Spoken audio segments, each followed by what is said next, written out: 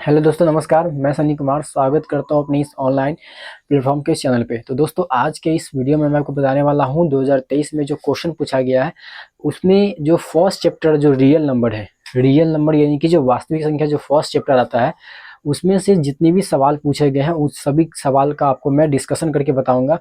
और जो chapter by chapter है वो पिछले साल में जो क्वेश्चन पूछा गया था 2000 वो चैप्टर बाय चैप्टर करके मैं आपको पूरा डिस्कशन करके बताता हूँ कि किस प्रकार से क्वेश्चन पूछा गया है। और क्वेश्चन जो आप समझते हैं तो उसी के बेस पे आपको बहुत अच्छा मतलब प्रिपरेशन हो सकता है। आगे आने वाले क्वेश्चन को बनाने में आपको बहुत ज़्यादा आसानी होगा। ठीक है, तो हम पिछले साल का पेपर ले रहे हैं और पिछले साल का पेपर लेकर के आपको मैं फर्स्ट चैप्टर से अभी फिलहाल बताऊंगा कि फर्स्ट चैप्टर से किस प्रकार के क्वेश्चन आए हैं। ठीक है, तो जो फर्स्ट नंबर क्वेश्चन है वो क्वेश्चन नंबर फर्स्ट में बोला गया है कि 130 बराबर दे दिया गया है 15 इंटू 8 और प्लस 10। ठीक है, 15 इंटू 8 प्लस 10 और उसके बाद 15 बराबर 5 इंटू 3 प्लस 0 और पूछा है कि बी का मान क्या होगा। ठीक है, तो ये क्वेश्चन नंबर 1 है। क्वेश्चन नंबर 1 बोला गया कि मतलब आपको आगे पीछे हो सकता है, हम सीक्वेंस में बता रहे हैं कि फर्स्ट चैप्टर से क्वेश्चन आया कैसे है। तो हम टॉपिक से उस टॉपिक से छाड़ छाड़ करके बता रहे हैं कि क्वेश्चन किस प्रकार से पूछा गया। हो सकता है कि क्वेश्चन ये कहीं 20 नंबर में हो या 18 नंबर में हो या कहीं पर भी हो, लेकिन उसमें से हम एक सीक्वेंस में निकाल करके बताया जा रहा है। ठीक है, तो 130 बराबर ये दे दिया है 15 गुने 8 प्लस 10, 15 बराबर दे दिया है 5 गुने 3 प्लस 0 और बी का मान पूछा है। ऑप्शन में क्या था? ऑप्शन में था 8, ऑप्शन नंबर ए में है 8, ऑप्शन नंबर बी में है 5, ऑप्शन नंबर सी जो है वो है 130 और ऑप्शन नंबर डी जो है वो है 5। तो इस प्रकार से ये 4 ऑप्शन है। अब आपको बताना है कि इसमें से कौन सा ऑप्शन सही है। तो इसमें देख सकते हैं कि 8, 5 और 130 और 5 इसमें से कौन सा ऑप्शन सही हो सकता है। तो 130 जो है वो बराबर दिया है 15 इंटू 8 प्लस 10, यानी कि ए बराबर बी क्यू प्लस आर जो फॉर्मूला होता है, आप लोग पढ़े होंगे यूक्लिड डिवीजन एल्गोरिथम के बारे में। तो जिसमें इसमें रिमाइंडर अभी जीरो आया नहीं है, लेकिन इसमें रिमाइंडर क्या है? जीरो है। इसमें लास्ट में जीरो आया हुआ है लेकिन इसमें लास्ट में जीरो नहीं है। इसमें इसको लास्ट में जीरो लाना है। तो देखते हैं इसको लास्ट में जीरो ला करके। तो 130 क्या दिया हुआ है? 130 बराबर 15 गुने 8 प्लस 10। अब क्या करते हैं, 130 की जगह पे कौन आ जाएगा? 15 आ जाएगा, बाहर निकल जाएगा। बीच वाला तो इसी रहेगा, 10 आ जाएगा 15 के जगह पे। अब 10 को 1 से गुना करेंगे, उसमें 5 जोड़ेंगे तो 15 पूर जाएगा। उसके बाद फिर 10 बाहर आ जाएगा और 5 आ जाएगा 10 के जगह पे। उसके बाद उसको 2 से गुना कर देंगे, उसमें जीरो जोड़ देंगे तो जीरो आ गया। यहाँ पर जीरो था, यहाँ पर भी जीरो था। अब मिलाइए, यहाँ पे 5 है, यहाँ पर भी 5 है, तो इसका आंसर क्या होगा? 5 होगा। ऑप्शन नंबर 20 का क्या हो जाएगा? सही जवाब हो जाएगा। तो उम्मीद है समझ में आ गया होगा क्वेश्चन नंबर 1। दूसरा क्वेश्चन जो है वो यूक्लिड डिवीजन एल्गोरिथम पर ही पूछा गया है और वो इस प्रकार से है कि यदि भाग एल्गोरिथम, क्वेश्चन नंबर 2 बता रहे हैं, उसमें पूछा गया है कि यदि भाग एल्गोरिथम जो है वो ए बराबर बी क्यू प्लस आर के रूप में दिया हुआ है। भाग एल्गोरिथम तो यही होता है, ए बराबर बी क्यू प्लस आर। यदि भाग एल्गोरिथम ए बराबर बी क्यू प्लस आर में ए बराबर दिया हुआ है, ए बराबर कितना है? तो 72 है। और क्यू बराबर कितना है? तो 8 है। ठीक है, क्यू बराबर कितना है? 8 है। और आर बराबर कितना है? तो 0 है। आपसे क्या पूछा है? बी का मान पूछा है। इसमें ए बराबर बी क्यू प्लस आर में ए दे दिया है कितना? 72। बी नहीं दिया है, बी पूछा है। क्यू क्यू दिया हुआ कितना? 8 और आर कितना है? 0 है। तो जैसे जैसे उस वैसे रख देंगे तो ए का मान कितना है? 72 है। बराबर बी का मान नहीं दिया हुआ है, बी छोड़ देंगे, इनटू बी और क्यू के बीच में क्या है? गुना है। क्यू क्यू का मान कितना है? तो 8। अब प्लस आर का मान कितना है? तो 0। इस प्रकार से ये रहा। अब इसमें क्या है? यहाँ पर मिसिंग है, तो अब आपको सोचना है कि यहाँ पे क्या भराएगा जो 72 के बराबर हो जाएगा। तो 9 भरेंगे तो आ जाएगा 72, 9 × 72। इस प्रकार से इसका सही जवाब क्या हो जाएगा? ऑप्शन नंबर, इसका आंसर क्या हो जाएगा? इसका आंसर हो जाएगा 9। आप लोग देख सकते हैं इसमें ऑप्शन नंबर ए में दिया हुआ है 9। ऑप्शन नंबर ए ही क्या है? उसका सही जवाब है। ऑप्शन नंबर 9 क्या है? सही जवाब है।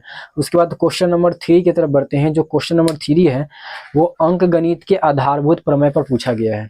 ठीक है, अंक गणित का आधारभूत प्रमेय क्या होता है इसके बारे में आपको बताया था।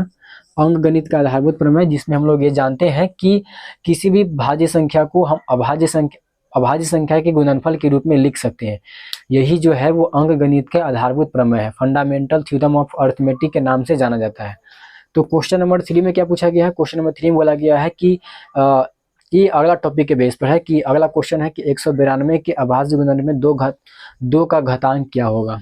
तो 192 का जब अभाज्य गुणनखंड किया जाएगा तो इसमें 2 के पावर में कितना होगा, घातांक का मतलब होता है पावर, जो घातांक है इस घातांक का मतलब क्या होता है पावर। तो जब आप 192 का अभाज्य गुणनखंड किए होंगे ना ऐसे करके, 2 से लगाएंगे, 2 में 18, फिर यहाँ जाएगा 2 छक 12, फिर इस प्रकार से 2 8 8, फिर 2 से 4 24, फिर 2 से 12, फिर 2 से 6, फिर 2 से 3, इस प्रकार से देख सकते हैं 2 2 2, यानी कि 2 के पावर में कितना आ गया, 5 आ गया। तो घातांक कितना या 2 के पावर में 5 आ गया है, समझ में आया होगा।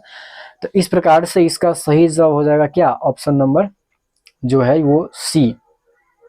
6 गो है क्या, 2 4, हाँ 6 गो है, 2 छक 12, ठीक है 6 गो है। तो 2 के पावर कितना हो जाएगा 6, यानी कि घातांक कितना होगा, इसका पावर में कितना है 6 आया है, तो इसका सही जवाब हो जाएगा 6।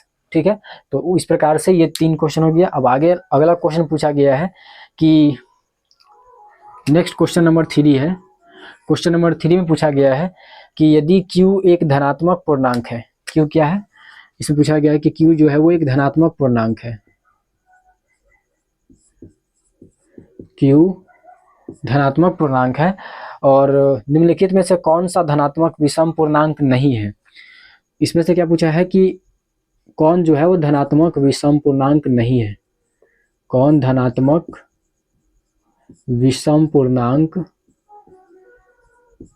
नहीं है। ठीक है, तो क्वेश्चन बोला गया कि Q एक धनात्मक पूर्णांक है और इसमें 4 ऑप्शन दिया हुआ है और पूछा हुआ है कि कौन जो है वह धनात्मक विषम पूर्णांक नहीं है, जिसमें ऑप्शन नंबर 1 में है 8Q + 1, 8Q + 1, option number B में है 8Q + 4 और ऑप्शन नंबर सी जो है उसमें है 8Q + 3 और ऑप्शन नंबर डी में है 8Q + 7। तो देखिए क्या बोला है, Q जो है वो एक धनात्मक पूर्णांक है और पूछा क्या हुआ है कि इसमें से कौन जो है वो धनात्मक विषम पूर्णांक नहीं है। तो धनात्मक विषम पूर्णांक नहीं है तो क्या होगा, सम पूर्णांक होगा। तो देखिए 8Q + 1 में हम क्या करेंगे, कुछ नहीं करेंगे, जो क्वेश्चन दिया हुआ उसी में सोचना है कि 8 और 1 को जोड़ेंगे। Q क्या है, एक धनात्मक पूर्णांक है, इसमें हम कुछ भी रख सकते हैं, 1 2 3 4 5, इस प्रकार से कोई भी पॉजिटिव इंटीजर को रख सकते हैं। पॉजिटिव इंटीजर में क्या सकता है 1 2 3 4 5, इस प्रकार से हम नंबर को इसमें रख सकते हैं। तो हमको क्या करना है, जो नंबर हमको यहाँ पे दिख रहा है ना, जो नंबर दिख रहा है Q एक क्या धनात्मक पूर्णांक, तो Q से मतलब नहीं है, जो नंबर दिया है उसी को जोड़ जाड़ करके देखेंगे कि धनात्मक सम पूर्णांक कौन पूछ रहा है। तो धनात्मक विषम पूर्णांक नहीं है, मतलब सम पूर्णांक हमको बताना है। तो 8 और 1 9, वो सम नहीं होता विषम होता है, तो इस प्रकार से ऑप्शन नंबर ए क्या हो जाएगा, गलत हो जाएगा। ऑप्शन नंबर बी क्या है, 8Q + 4, यानी कि 8 और 4 को जोड़ेंगे कितना जाएगा 12, 12 क्या होता है सम होता है। तो इस पर विचार करेंगे, इसको रखते हैं कि इसमें सही जवाब है।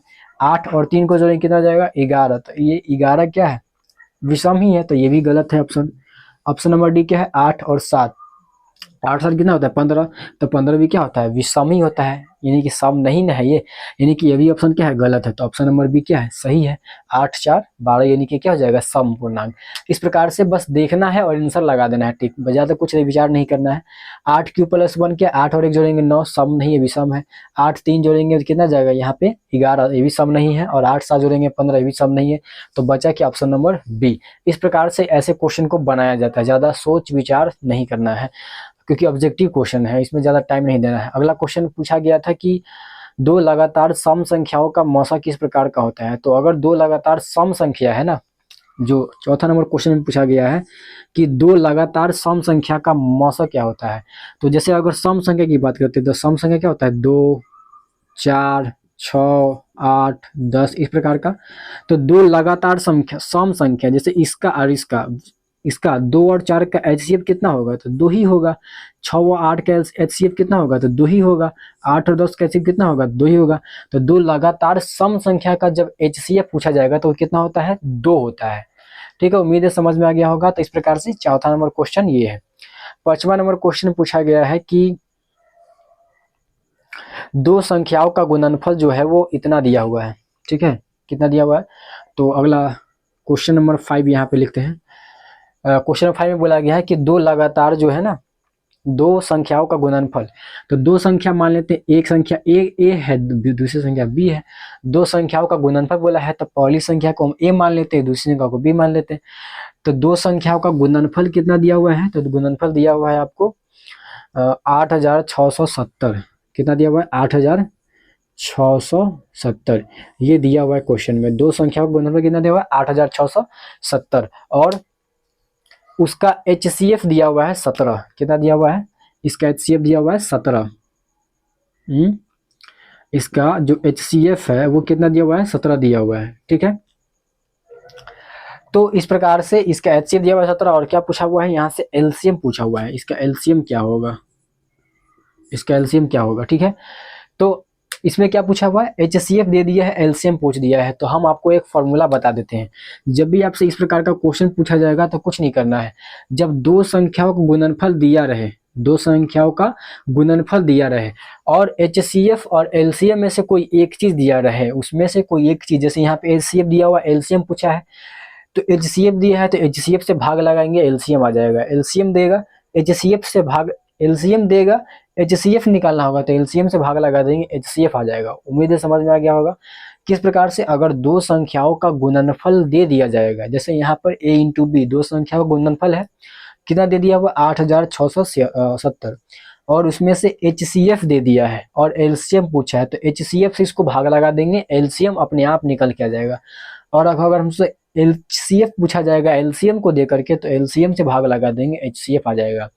तो इस प्रकार से हम क्या करेंगे, इसमें 8670 है, ठीक है, इसको भाग लगा देंगे 17 से, तो यहाँ से आ जाएगा 17 × 85। ठीक है, एक बचा, 17 कम 17 और 0, 510 इसका आंसर आ जाएगा। एलसीएम कितना जाएगा इसका, 510। इस प्रकार से इसका जो सही जवाब है वो कितना है, 510। 510 है इसका। ठीक है, उम्मीद है ये 5 क्वेश्चन आपको समझ में आ गया होगा। तो ये फर्स्ट चैप्टर से अभी 5 क्वेश्चन है, और भी क्वेश्चन है जो कि मैं आपको बताता हूँ। ठीक है, तो इतना समझ में आ गया होगा।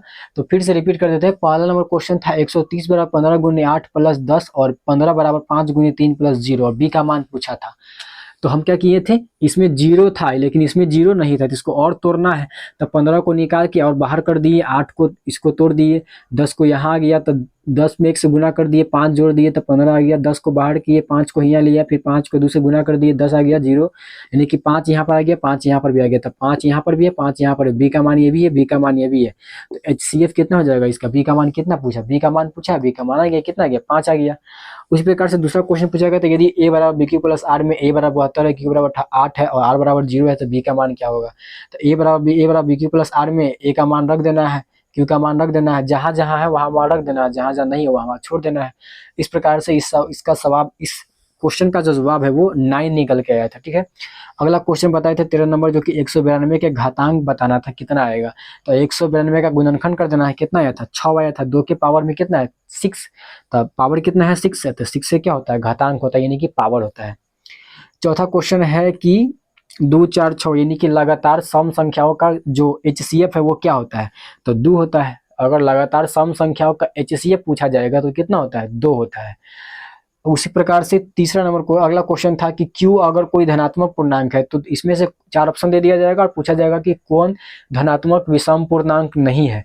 तो जो ऑप्शन है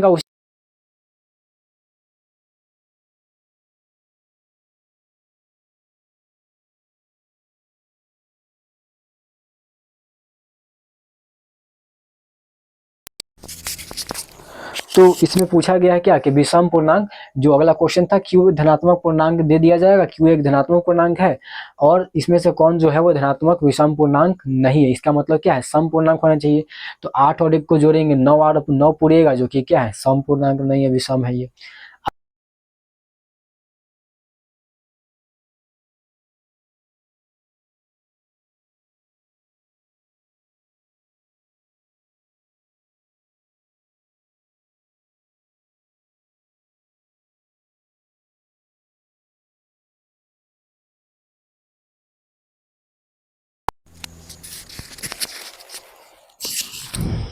तो इसका सही जवाब था ऑप्शन नंबर बी। ठीक है, उसी प्रकार से अगला क्वेश्चन